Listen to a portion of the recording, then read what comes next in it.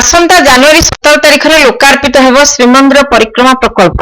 ଏହି ପରିପ୍ରେକ୍ଷୀରେ ମୁଖ୍ୟମନ୍ତ୍ରୀ ନବୀନ ପଟ୍ଟନାୟକଙ୍କ ନିର୍ଦ୍ଦେଶ କ୍ରମେ ମୁଖ୍ୟ ଶାସନ ସଚିବ ପ୍ରଦୀପ ଜେନା ପୁରୀ ଗସ୍ତରେ ଆସି ପରିକ୍ରମା ପ୍ରକଳ୍ପ ଏବଂ ଏଥିସହିତ ସଂଶ୍ଳିଷ୍ଟ ବିଭିନ୍ନ ଉନ୍ନୟନମୂଳକ ତଥା ସୌନ୍ଦର୍ଯ୍ୟକରଣ ପ୍ରକଳ୍ପ କାର୍ଯ୍ୟର ଅଗ୍ରଗତି ନେଇ ସମୀକ୍ଷା କରିଛନ୍ତି। ଆସନ୍ତା 11 ତାରିଖ ରାତି ସୁଦ୍ଧା ପରିକ୍ରମା ପ୍ରକଳ୍ପର ନିର୍ମାଣ କାର୍ଯ୍ୟ ଶେଷ କରିବା ପାଇଁ ପ୍ରଶାସନକୁ ମୁଖ୍ୟ ଶାସନ ସଚିବ ନିର୍ଦ୍ଦେଶ ଦେଇଛନ୍ତି। परिक्रमा प्रकल्पर लोकार्पण उत्सव किपरि सुपरिचालित होई परिबो से संपर्करे श्री जेना विभिन्न विभागर वरिष्ठ अधिकारी मानक सह आलोचना करथिले। परिक्रमा प्रकल्प उत्सव रे सुरक्षा एवं अग्नि निरापत्ता व्यवस्था नै से पुलिस और अग्निशम बाहिनी को निर्देश देथिले। मुख्य शासन सचिव प्रथमे मंगलाघाट निकट समंग ठारे निर्मित होउतरा पार्किंग प्लेस, नवनिर्मित श्री सेतु, जगन्नाथ बल्लभ तीर्थयात्री केन्द्र और श्रीमंदिर को संयोग करुवा नूतन रास्ता श्रीमार्गर अग्रगति संपर्क में समीक्षा करथिले। परे से श्रीमंदिर चतुर्पार्श्व बुली परिक्रमा प्रकल्प निर्माण कार्य परिदर्शन करथिले।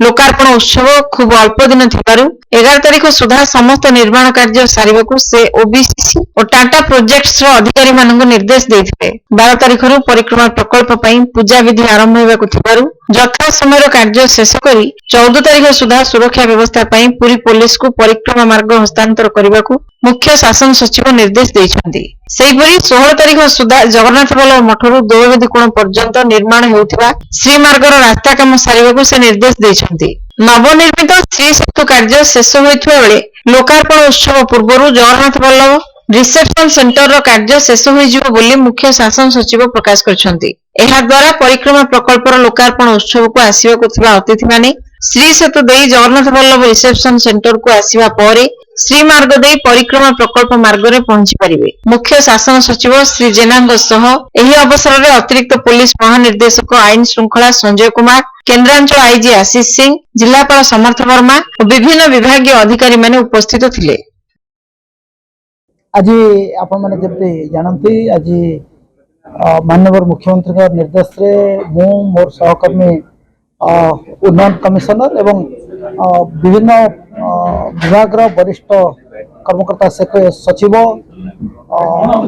Additional DG law and order, IG, collector, SP एवं विभिन्न विभागीय अधिकारी सहित आम प्रथमे क्षेत्र परिदर्शन करूँ। श्रीमंदिर परिक्रमा प्रकल्प सह संपृक्त थिबा समस्त कार्य बुलिकी देखिथिलु एवं ताकू देखिला परे एठी गत 2.5 घंटा धरी आमे विभिन्न विभाग सहित सब इश्यूज आमे समीक्षा करथिलु।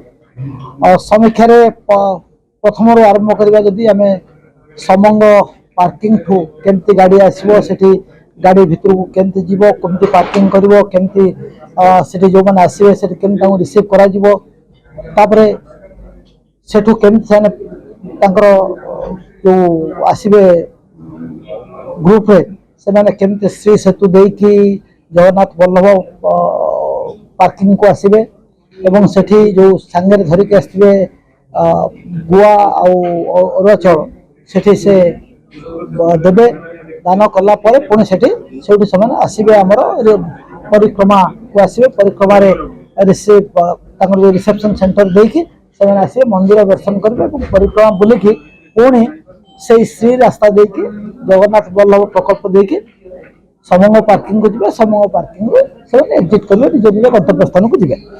अब 10 तारिख सुधा सरी जिवो एवं आज आमे आ गोटे निष्पत्ति नेलु से पंटून ब्रिज सहित गोटे सैंड बैग दे कि गोटे आ गोटे चलापथ करिवु सो दैट दुईटा पथ दे कि से माने आसिके श्री सेतु पर्यंत आसीबे एवं सेही जगह को एडिक्वेट लाइटिंग करा जिवो, adequate drinking water supply, adequate toilet ताकू करा जिवो एवं टेम्पररी इलेक्ट्रिकल अरेंजमेंट जहाँ दरकार से ओबीसीसी एवं शक्ति विभाग एवं टीपीसीएडीएल सब राजी होती। अर्बन डेवलपमेंट डिपार्टमेंट तरफ टॉयलेट्स, टैप वाटर सप्लाई और सब जिन व्यवस्था करा।